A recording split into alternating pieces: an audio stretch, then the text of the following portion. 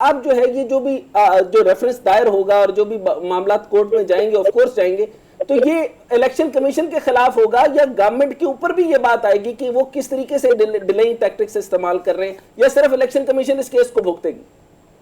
नहीं नहीं, election commission अकेली क्यों, जो चीफ एग्जेक्टिव है सूबे का जी, जिसके मातहत जो वजारतें हैं दिफा की, दाखिला की जी, और खजाने की, ये तीनों अच्छा, वजारतें इनकार कर रही हैं। जी जी, तो जाहिर है उसके पीछे हाथ प्राइम मिनिस्टर का है, और ये बिल्कुल वो इन्वॉल्व होता है शहबाज शरीफ, और शहबाज शरीफ अगर इन्वॉल्व होता है तो शहबाज शरीफ को याद रखना चाहिए कि यूसुफ रजा गिलानी को एक इसी इल्जाम पे कि वो नहीं मान रहा, उसने माना नहीं सुप्रीम कोर्ट का हुक्म, जी, उसको न सिर्फ सजा हुई कैद की, उसको नाअहल करार दे दिया गया 5 साल के लिए। तो अगर ये शहबाज शरीफ 5 साल के लिए डिसक्वालीफाई होना चाहिए, ना होना चाहता है ना है, तो फिर वो सोच रही है तो उससे ही जाएगी बात।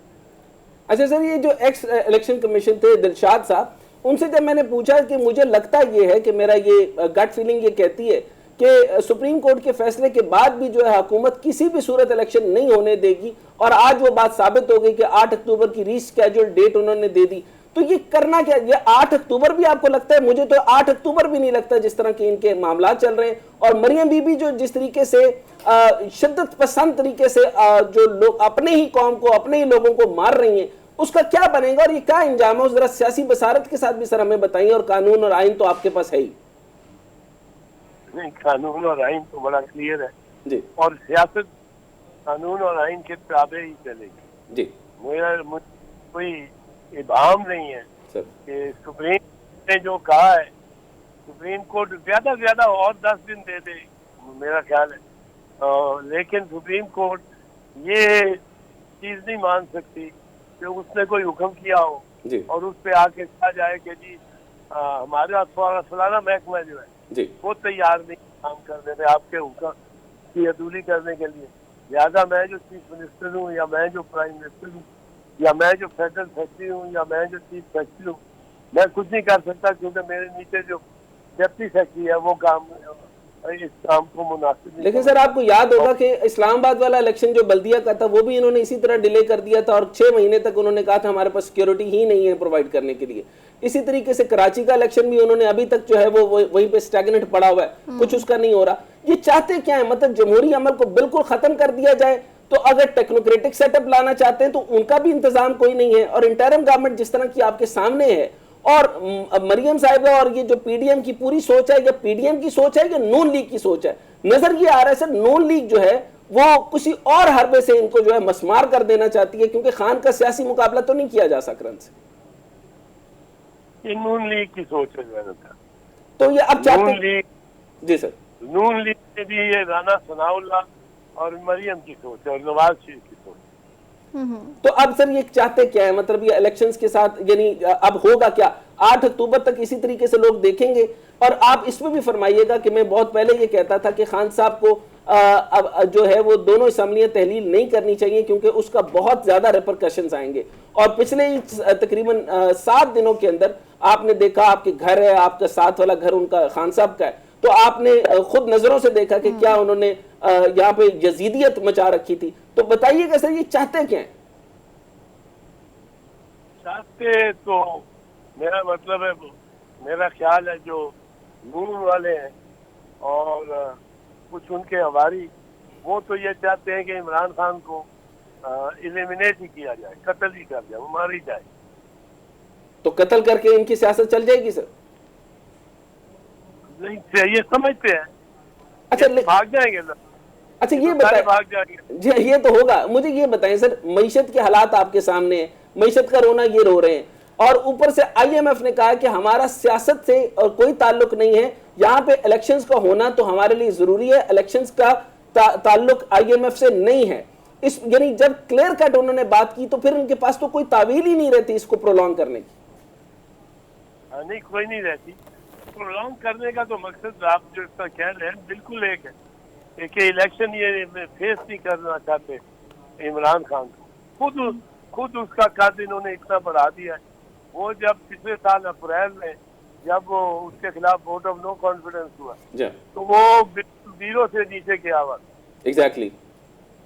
लेकिन सर अब इलेक्शन का फैसला चैलेंज करने के हवाले से अगर बात की जाए तो अभी तक पीटीआई ने चैलेंज नहीं किया। तो अगर ये चैलेंज नहीं करते, कोई मुज़ाकरात या कुछ इस तरह से बैकडोर होते हैं, तो निगरान सेटअप 90 रोज अगर पूरे हो जाते हैं मुद्दत, तो फिर क्या होगा? अगर यही सेटअप को एक्सटेंशन दी जाएगी?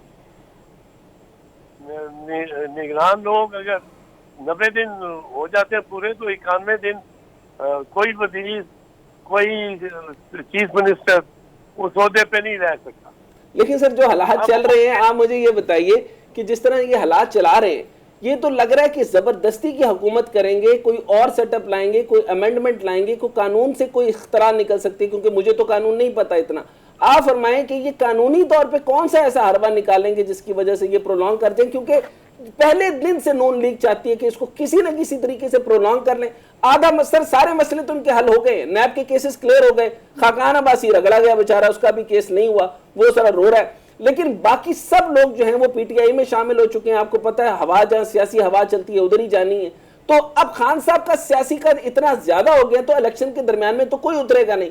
तो मुझे ये बताएं कि जरदारी साहब तो बहुत स्मार्ट नहीं खेल गए, नवाज शरीफ को फंसा दिया और खुद वो साइड पर है। सर ये हमारा पीपल्स पार्टी का ये मिजाज ही नहीं है। आप देखें जरदारी साहब के 5 साल जो सदर रहे, उनका सबसे एक लिहाज से जो फख्र था वो किस बात पे कि वो कहते थे मेरे 5 साल, ये पीपल्स पार्टी के 5 साल एक सियासी कैदी नहीं हुआ। एग्जैक्टली, कंसिलिएशन की बात करते रहे। वायलेशन की पिटीशन गवर्नमेंट के खिलाफ, जी गवर्नमेंट, सियासी गवर्नमेंट के खिलाफ नहीं हुई। अब 5 साल गुजारे, बीबी ने 5 साल तो नहीं, दोनों दफा उसको, एक दफा 2 साल और एक दफा 3.5 साल मिले, और उसके सारे पीरियड में कोई सियासी कैदी नहीं था।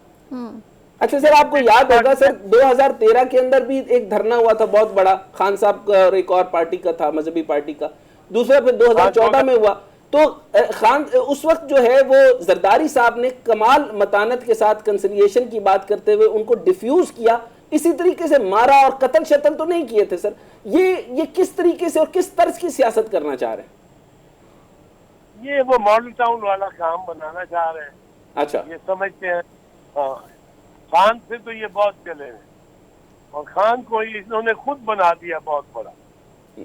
खान का इतना कद ना होता जितना इन्होंने कर दिखा। खान तो मैं बता रहा हूँ आपको जी, अप्रैल 2022 में जी खान मंत्री पे था जी, एग्जैक्टली, और सारी दुनिया उसके खिलाफ थी कि कीमतें, गवर्नर कुछ भी नहीं, नाअहल, ये वो।